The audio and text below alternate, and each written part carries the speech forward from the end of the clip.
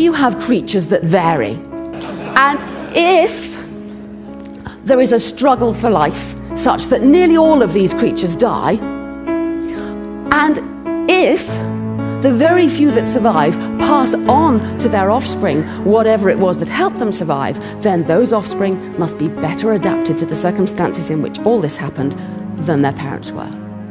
The principle is you just need those three things: variation, selection, and heredity. And if you have those, then you must get evolution, or design out of chaos without the aid of mind. It explains all design in the universe. I would say not just biological design, but all of the design that we think of as human design. It's all just the same thing happening. If you have those, then you must get design out of chaos without the aid of mind. Must. This is what makes it so amazing. You don't need a designer or a plan or foresight or anything else.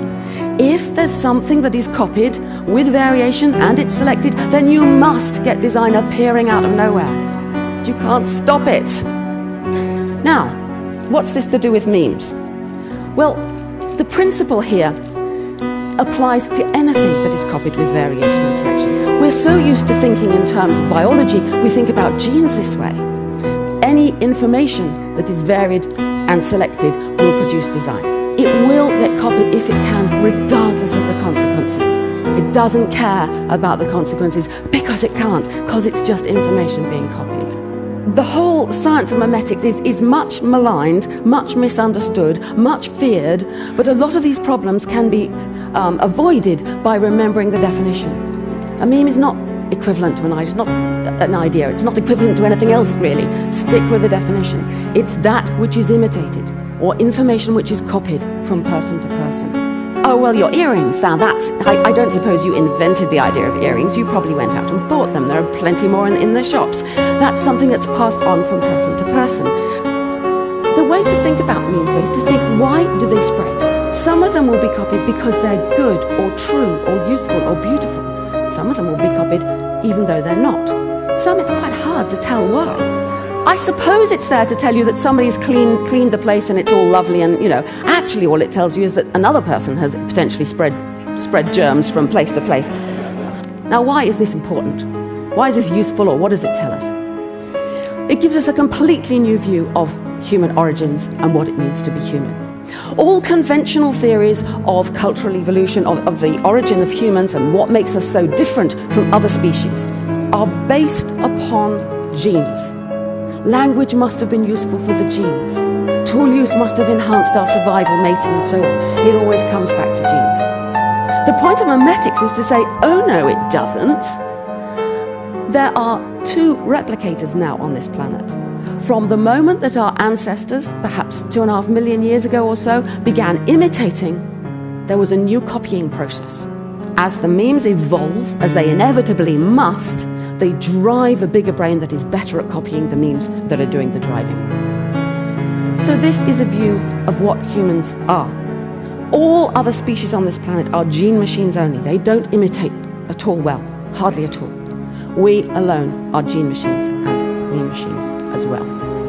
The memes took a gene machine and turned it into a meme machine. But that's not all. We have a new kind of memes now. I've been wondering for a long time, since I've been thinking about memes a lot, is there a difference between the memes that we copy, the words we speak to each other, the gestures we copy, the human things, and all these technological things around us? I have always, until now, called them all memes. But I think, I do honestly think now we need a new word for technological memes. Let's call them techno memes or teams. Because the processes are getting different.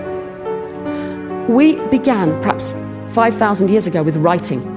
We put the storage of memes out there on a clay tablet.